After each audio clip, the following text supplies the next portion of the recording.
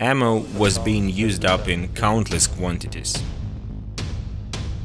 We took down a lot of bastards. We've burned a lot of tanks and APCs with FPV drones. If they take Terny, they'll have a nearly straight shot to Liman. In 1 month and 1 day, we hit our first big milestone: 1,000 Russian soldiers.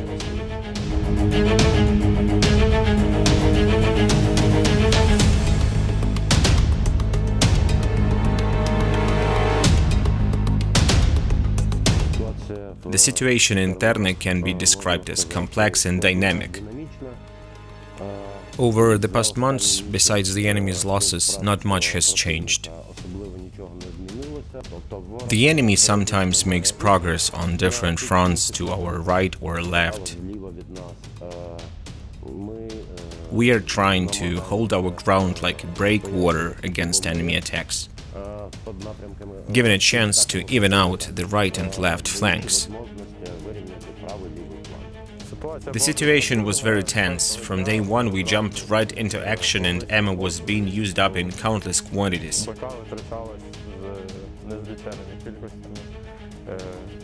We took down a lot of bastards, both injured and dead, from the first hour. We destroyed a lot of equipment and tanks using FPV drones and, in some cases, dropping grenades from copters. This was mostly when the equipment was stationary and had already been hit, so we got orders to throw grenades into the hatches.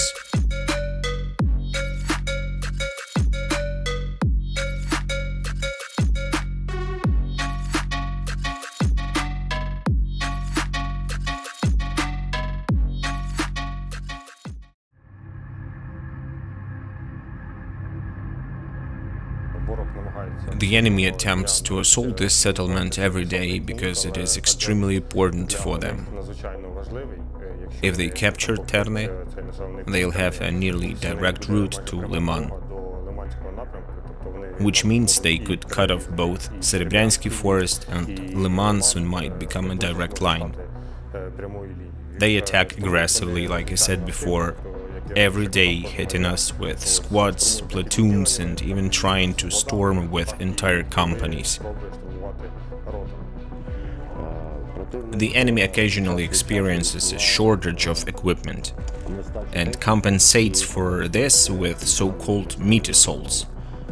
When we first came in, they lost actually not roughly, a tank battalion of 25 vehicles and about 40 APCs, IFVs and other lightly armored vehicles.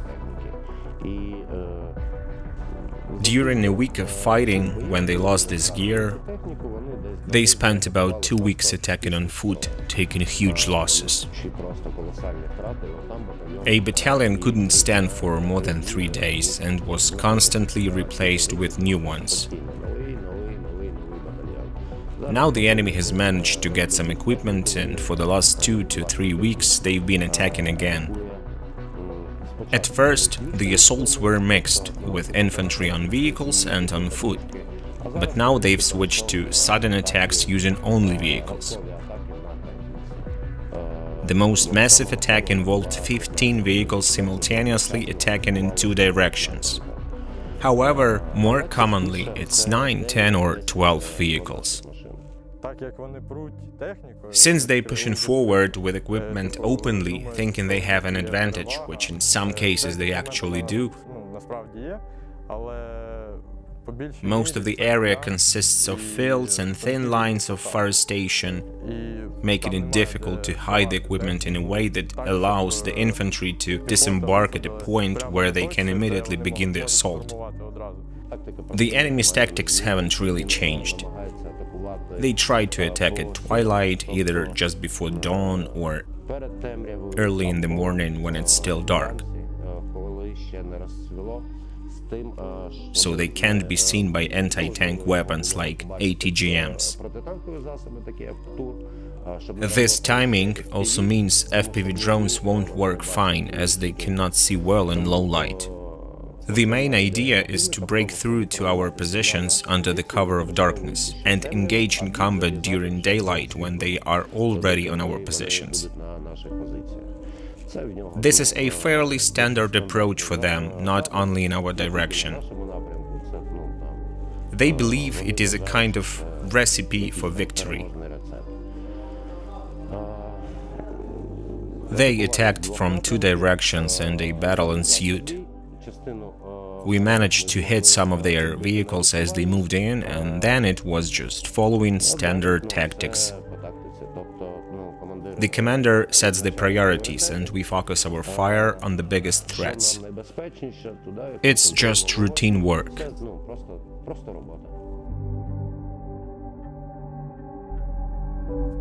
At first, they seemed unaware of the scale of their tragedy.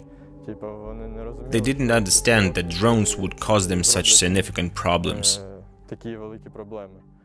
In the first week we were constantly working, always having targets for each flight. We were always in touch with Duty Sokil, who gave us targets. He could give one target, but while we were flying he might tell us about a closer one, since we are flying out from Terny, right? The closer the target, the more important it is, because the closer it is, the worse it is for us. So you might fly out and after 3 minutes they'll tell you there's something below you, like a bunch of enemies or some recon squad. We listen to intercepts and know that drones scare them so much that some even have nightmares and wake up in a cold sweat. It's just a grenade, but it's not dropped by an infantryman. It's dropped by a drone with precision, exactly where it's needed. If you've seen the videos on Azov's official channel from Terny, both day and night drops, a 2-minute video with 15 to 20 drops is the result of 5 to 6 hours of work. And we've been working there 24/7 for months, so I think you get the idea. In those videos only 2 or 3 people are working, but we have 3 teams just in my unit. Azov has more pilots, so the numbers are huge. During the day they are much better at countering our drones,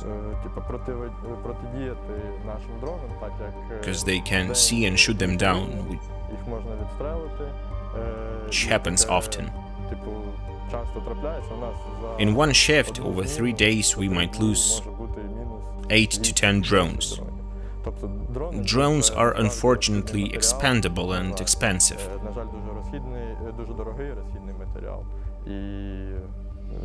People need to understand that we are not playing around with them. We are not flying for fun to enjoy the scenery. We are doing our job. If people knew the bastards' losses in the Terny area in 1 month, area of just 3-4 square kilometers, I think they'd change their minds and allocate more funds for these drones.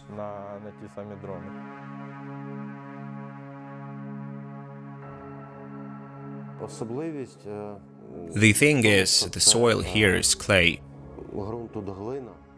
so the enemy's artillery doesn't leave big craters. Shrapnel travels along the ground even with calibers like 82, 120 and even 122. Mortar and artillery shelling from the enemy are more dangerous. Secondly, these are open areas, which are convenient for observation. But this works both ways. It's also easier for the enemy to observe compared to a forest. Therefore, strategies are developed in each specific case on how to operate in this particular environment. We observe more, detect earlier because the terrain allows it, but the enemy can do the same. In terms of defense, having a foothold here, we can exert pressure on Kreminna, exhaust the enemy, move to counter-offensive actions and so on, without having to cross large rivers. Meanwhile, the enemy tries to push us back across the river, to free up their forces and redirect them to another direction, because it's easier to defend from across the river.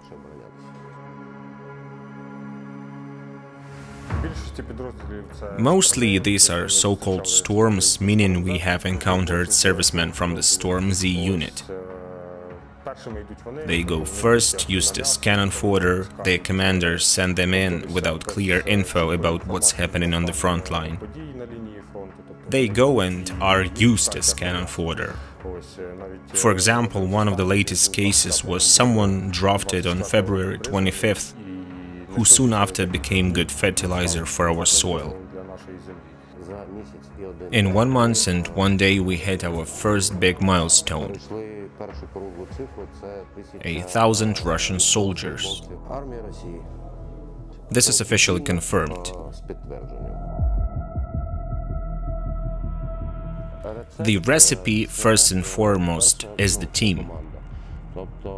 In our BTGR, we have Azov members who have been fighting since 2014-2015. This allows us to apply firepower quickly and effectively, balancing artillery and heavy weapons, distributing these resources over distances to avoid dead or blind zones, ensuring that at every stage we can inflict damage on the enemy and prevent breakthroughs in the most dangerous directions for us.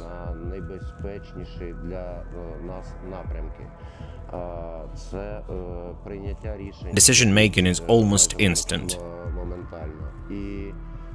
Secondly, it's the training of the infantry units. Training doesn't stop even here in combat. Soldiers are in position, rest for a day and then go to the training ground to keep improving on and on. The thing is that a well-trained soldier is resilient. He understands the value of his shot, knows he's hitting the target, which boosts his confidence. He never runs away and delivers effective damage to the enemy. He doesn't have problems with morale or anything else. He is confident and ready to use his skills to defeat the enemy. So, the combination of all these elements is the recipe, whether you are defending or attacking. The mix of training and motivation gives us such great results that we can take out up to 50 of their guys in a single assault or even more. 50 is just the confirmed count.